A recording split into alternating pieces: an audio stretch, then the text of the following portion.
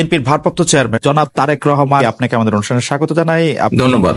আমাদের শুভেচ্ছা এবং কৃতজ্ঞতা জানবেন। সীমা লঙ্ঘন নারীর কাছে যেমন পুরুষের কাছেও তেমন, মানে ইসলাম তো বলে নাই যে সীমা লঙ্ঘন করে তুমি ঘুষ খাও, সীমা লঙ্ঘন করে খালি দুর্নীতি করো, সীমা লঙ্ঘন করে লুটতরাজ করো, এটা তো কোন পুরুষেও কোনোদিন বলে না। আপনারা যখন জোট করেছেন খালেদা জিয়া আপনাদের নেতা ছিলেন না?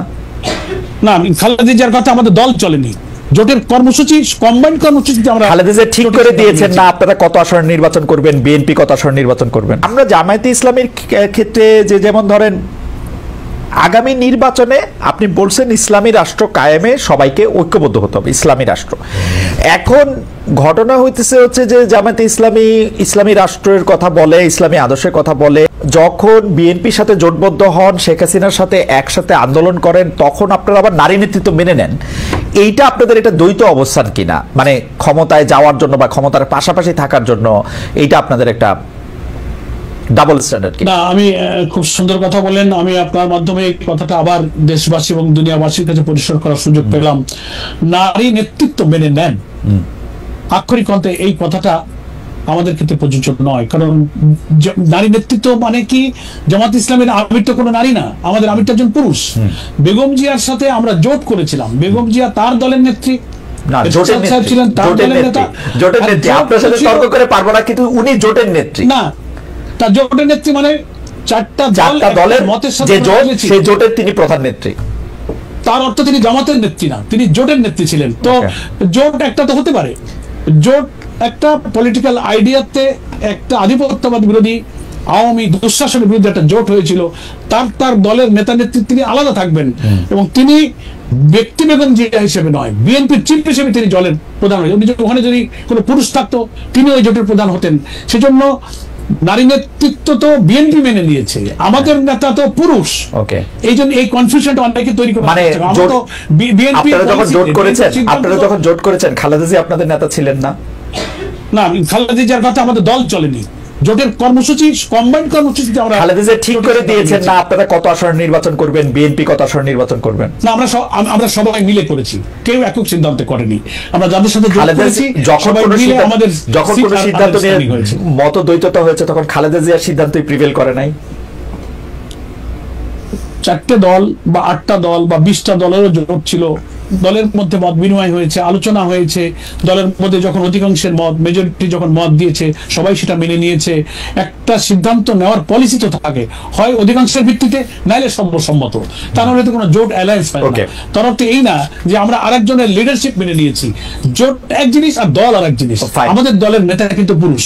জামাতে ইসলামীর আমিরে জামায়াত এবং সেক্রেটারি জেনারেল তারা দুইজন বেগম খালেদা জিয়ার প্রধানমন্ত্রীত্বে মন্ত্রিসভায় সভাপতিত্বে বসেছেন না? সেটা সরকার, সেটা কোনো দল নয়, গভর্নমেন্ট। একটা গভর্নমেন্ট রাষ্ট্র পরিচালনা মেজরিটি পেয়েছে, সরকারের প্রধান হয়ে গেছে, কিছু বলার নেই। আমরা তো সরকারের আনুগত্য করছি, ওই সরকারের অধীনে বসবাস করেছি, ওই সরকারের অধীনে আমাদের লোকেরা চাকরি করেছে, বেতন নিয়েছে। এটা গভর্নমেন্টের আনুগত্য এক জিনিস, আর দলের আনুগত্য মানে রাষ্ট্র পরিচালনায় যদি একজন নারী থাকেন, তিনি যদি থাকতে পারেন, তাহলে সেটা নিয়ে জামাতের কোনো ভিন্ন অবস্থান নাই। না, ইসলামের রাষ্ট্রের প্রধান নারী হবেন না, এটা হচ্ছে ইসলামী শরঈ বিধান। কিন্তু উনি যে রাষ্ট্রের প্রধানমন্ত্রী, ওটা তো ইসলামী রাষ্ট্র ছিল না। প্রধানমন্ত্রী হয়েছেন, রাষ্ট্র উনি চালাচ্ছেন, আমরা সেই দেশের নাগরিক হিসেবে মানে we are bound to obey the order, আমাদের মানতে হয়েছে। দলের প্রধান তো আমাদের পুরুষ, আর ইসলামে রাষ্ট্র শাসক যিনি নাম্বার 1 ব্যক্তি হবেন, সেখানে মহিলার ব্যাপারে না বলা হয়েছে। সেক্ষেত্রে জামাতে ইসলামী এটা মেনে নিচ্ছে, কারণ হচ্ছে যেহেতু বাংলাদেশ ইসলামিক রাষ্ট্র না, তাই তো? তো না, আমরা ইসলামের যে বিউটি, ইসলামের যে ওয়েলফেয়ারের যে কনসেপশন আছে, প্রিয় নবী মুহাম্মদ মুস্তাফা সাল্লাল্লাহু আলাইহি ওয়াসাল্লাম দুঃখী, বঞ্চিত, অনাহারী এবং মানে নির্যাতিত, নিপীড়িত, অধিকারহারা মানুষের মুক্তির জন্য অর্থনীতিতে যে আদর্শ দিয়েছিলেন, বিচার ব্যবস্থা যে আদর্শ রেখে গিয়েছিলেন, পারিবারিক জীবনে, সামাজিক জীবনে, মানুষের আয় উপার্জন, জীবন জীবিকা, সুবিচার, সেই কল্যাণ, সেই সুবিচার, সেই বিউটি অফ ইসলামের মধ্য দিয়ে আমরা এই রাষ্ট্রটা গড়তে চাই, যেখানে হিন্দু, মুসলিম, নারী, দল, মত, ধর্ম, বর্ণ নির্বিশেষে আল্লাহ রাসূলের যুগে যেমন সেই শাসন থেকে, সেই গুড গভর্নেন্স, সেই ট্রান্সপারেন্সি থেকে সকলেই কল্যাণ পেয়েছে। আমরা মনে করি সেই সুশাসনের মধ্যে এমন শিক্ষা আছে, এমন কল্যাণ আছে, তা দিয়ে যদি একটা রাষ্ট্র গঠিত হয়, তার সুফল অমুসলিমও পাবে, নারীরাও পাবে, মুসলিমরাও পাবে, সকলেই কল্যাণ পাবে। সূর্যের আলো যেমন সকলকে আলো দেয়, বাতাস যেমন সকলকে বাতাস দিয়ে বাঁচিয়ে রাখে, আল্লাহ তাআলার প্রদত্ত বিধানের ভিত্তিতে যে সুফল, যে কল্যাণ দেশের সব নাগরিক সমানভাবে ভোগ করবে। আল্লাহ তাআলা কোরআনেই বলেছেন ওয়ানজালনাল হাদিদ ফীহি বাসুন শাদীদ, আবার বলেছেন লিয়াকুমান নাসু বিল কিসত। আল্লাহ বাইয়িনা, কিতাব, মিজান, রসুল দিয়ে সুবিচার কায়েমের জন্য বলেছেন। আমাদের ছেলেরা যে স্লোগান দিয়েছিল উই ওয়ান্ট জাস্টিস, আল্লাহ সূরা হাদিদের মধ্যে সে জাস্টিসের কথা বলেছেন, লিয়াকুমান নাসু বিল কিসত। আমি যে সুবিচার দিয়েছি আসমান থেকে নাজির হওয়া কিতাবের ভিত্তিতে, সেই সুবিচারের মধ্যে দিয়ে তোমরা সমাজ এবং রাষ্ট্র ব্যবস্থা কায়েম করো। জামাত ইসলামী সেই সমাজ কায়েম করতে চায়। আশা করি এতে সব ধর্ম বর্ণ নির্বিশেষে সকলের কল্যাণ হবে। সমান আর সুবিচার মানে আপনার আমরা তো সাম্যের কথা শুনলাম। সাম্য সবার ক্ষেত্রে কি সমান হবে? সাম্য মানে সমতা, আমি যা বুঝি আর কি, যতটুকু বাংলা বুঝি। না, সাম্যের অর্থটা আপনি বুঝবেন, আপনি সাংবাদিক, আপনি একজন ম্যাজিস্ট্রেসি জুডিশিয়ারি লোক। সাম্য হচ্ছে যার যেটা প্রয়োজন সেই অধিকারের ততটুকু পাওয়ার অধিকার, সেটাই হচ্ছে সমান। আমি যার যেটুকু প্রাপ্য তাকে সেটুকু বুঝে দাও। এই প্রাপ্যটা কে ঠিক করে দেবে? আমার ঘরে যে মানে কে ঠিক করে দেবে এটাই প্রাপ্য? আমার ঘরে যে কাজ করে আমি তার প্রাপ্য ঠিক করে দিব না সে ঠিক করবে? মানে কি এটা ঠিক হবে কেমনে?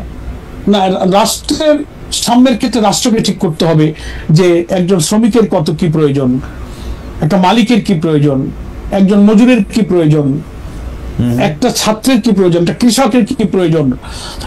রাষ্ট্রে ইসলামের যে কল্যাণ রাষ্ট্রের ধারণা দেওয়া হয়েছে, বলা হয়েছে যে প্রত্যেকটি নাগরিকের ভরণ পোষণ, শিক্ষা, চিকিৎসা, বাসস্থানের নিশ্চয়তা রাষ্ট্রকে করতে হবে। যদি তা দিতে না পারো, তাকে কাজ দিতে না পারো, তাহলে তাকে বেকার ভাতা দিতে হবে। কোন মানুষ যেন বেকার না থাকে।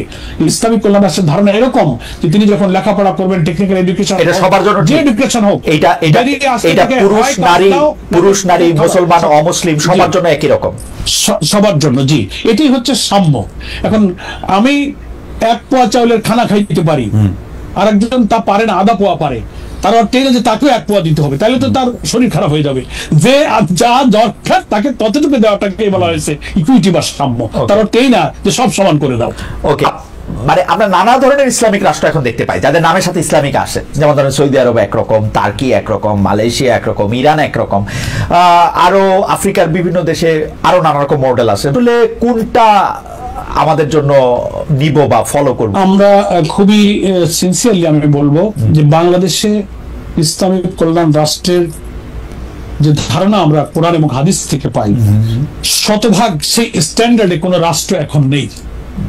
ওকে, কিছু আছে, হয়তো 12 আনা আছে, 8 আনা আছে, 50%, 60%, 70। তো আমরা চাচ্ছি যে একটা রাষ্ট্রের শতভাগ ক্ষেত্রে যদি কল্যাণের এই ধারণাটা সুপ্রতিষ্ঠিত হয়, তাহলে মানুষের মধ্যে কল্যাণটাও পূর্ণ হবে। এই জন্য কোন রাষ্ট্র প্র্যাকটিক্যালি এখন আমাদের মডেল নয়। আমাদের মডেল হচ্ছে ইসলামের সেই ব্যবস্থাটাই মডেল। সেই মডেলের জন্য আমরা অপেক্ষা করছি, চেষ্টা করব। আমরা মানবীয় সমাজের ভুল ত্রুটি, লিমিটেশন, ক্যাপাসিটি কম বেশি থাকতেই পারে। আমরা ট্রাই করি, চেষ্টা করি। এই দেশ আমাদের প্রিয় জন্মভূমি, এখানে আমরা জন্মেছি, আমাদের সন্তানদেরকে আমরা রেখে যাব যেন একটা ক্ষুধা, দারিদ্র্য মুক্ত, ইনসাফ এবং বৈষম্য মুক্ত, সুবিচারপূর্ণ, সমৃদ্ধ, নিরাপদ বাংলাদেশ রেখে যেতে পারি। সেটা ইসলামের কল্যাণজনক আদর্শের মধ্যে কিন্তু আছে। আমরা একদিনে পারবো না, আমার সন্তানরা পারবে, কিন্তু কোন মডেলের কথা যদি আমরা না ভাবি, তাহলে যেটা হয় যে আমরা আসলে বাংলাদেশে ইসলামিক আদর্শের কথা বলে এমন অনেকগুলি রাজনৈতিক দল আছে, বিশেষ করে জামাত ইসলামীকে আমরা জাস্ট, আমাকে একটা সেকেন্ড একটু বলতে দেন। আমরা দেখেছি যে হেফাজতে ইসলামীর ওই ঘটনার পরে আমরা এটা দেখেছি যে হেফাজতে ইসলামীর উপর সেই রকম নিপীড়ন নির্যাতন চালানোর পরেও যে হেফাজতে ইসলামী, ওই সময়কার হেফাজতে ইসলামী শেখ হাসিনার কথা শুনে তাকে কওমি জননী উপহার দিয়ে তার থেকে জমি নিয়ে, এটা একটা বড় কারণ ছিল হেফাজতে ইসলামীর সেই সময় নেতৃবৃন্দ জামাতে ইসলামীকে অপছন্দ করতেন, সেই কার্ডটা সে সময় খেলা হয়েছে। তো এই কার্ড খেলার মধ্যে থাকলে তো আমরা আসলে ইসলামিক রাষ্ট্রের মধ্যে থেকে কেমনে যেতে পারবো? মানে বা ইসলামিক কল্যাণ রাষ্ট্র ঠিকই বলেছেন। এটা একটা দুঃখজনক। আমি বলবো যে ইসলামিক কল্যাণ রাষ্ট্রের পথে আমাদের যাদের অভিযাত্রা এই পথে এগিয়ে যাওয়ার পথে এটা একটা নিশ্চয়ই অন্তরায়। তবে ওই যে কিছু মতপার্থক্যের কথা আপনি বলেছেন, শরীয়তের বা ইসলামী বিধানের বা কোরআন সুন্নাহর মৌলিক যে ব্যাপারগুলো, সেখানে কিন্তু এত বেশি মতপার্থক্য নেই। ফিকহি কিছু ব্যাপারে, গবেষণাগত কিছু বিষয়ে যেগুলোর উপর অ্যানালাইসিস চলে, গবেষণার ভিত্তিতে ভিন্ন ভিন্ন কিছু মত হতে পারে, যেটা ইসলামের ফরজিয়ত সরাসরি আল্লাহ তাআলার কোরআন এবং সুন্নাহ দ্বারা, রাসূলের সুন্নাহ দ্বারা প্রমাণিত, এর সরাসরি উল্টে চলে যায়। এইসব ব্যাপারে কিন্তু বেশি মতপার্থক্য সমাজে নেই।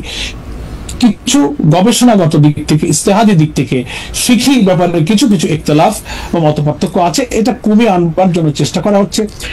খুলাফায়ে রাশিদিনের পর সব যুগেই কম বেশি কিছু কিছু মতপার্থক্য কিন্তু ছিল।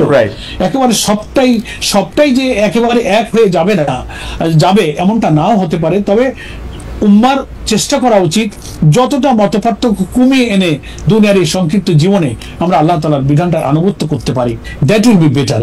এই চেষ্টাই আমরা করে যাচ্ছি। খালিদ ভাই, অধ্যাপক মিয়া গোলাম পরোয়ার, আমাদের দর্শকরা একটি প্রশ্ন করছেন, যে কারণে হচ্ছে যে এই প্রশ্নগুলির মধ্যে থেকে উত্থাপিত প্রশ্ন, যে অনেকে বলছেন যে অনেকে মনে করে যে নারীদেরকে কর্মক্ষেত্রে বা শিক্ষাক্ষেত্রে সীমিত করার একটা বাণী আমরা শুনতে পাই, বিশেষ করে ওয়াজে আলেম ওলামারা এটি বলে থাকেন, করে থাকেন, দল হিসাবে অনেক সময় আমরা এই ঘোষণা দেখি। এইটার ব্যাপারে আসলে জামাতে ইসলামের অবস্থাটা কি? আমরা ওই সময় জামাতে ইসলামের নিবন্ধন ছিল না 2018-তে, তখন জোটবদ্ধভাবেই, তখন আমাদের 20 দলীয় জোট ছিল। সেই জোটেরই সিদ্ধান্ত হয়েছিল যে আমরা জোটের প্রার্থীরা, ধানের জোটের প্রার্থীরা জোটের প্রতীক হিসেবেই তারা নির্বাচন করতে পারবে। ওকে, তো তখন সেই সিদ্ধান্তের ভিত্তিতেই জামাত নীতি নির্ধারণী ফোরামে আমাদের সিদ্ধান্ত হয়েছিল আমরা সেই নির্বাচনটা জোটের প্রার্থী হিসেবেই একটা প্রতীক আমরা নিয়ে ইলেকশন করেছি। তখন আমাদের নিবন্ধন ছিল না। আরেকটা কথা যেটা বলেছেন যে নারী নেতৃত্বের ব্যাপারে ওয়াজ মাহফিলে বা বিভিন্ন জায়গায় এমন বেশি এক্সাজারেশন করা হয়, আমি ওই নারী নেতৃত্বের ব্যাপারে একটা মিসপ্রোপাগান্ডা সমাজে আছে।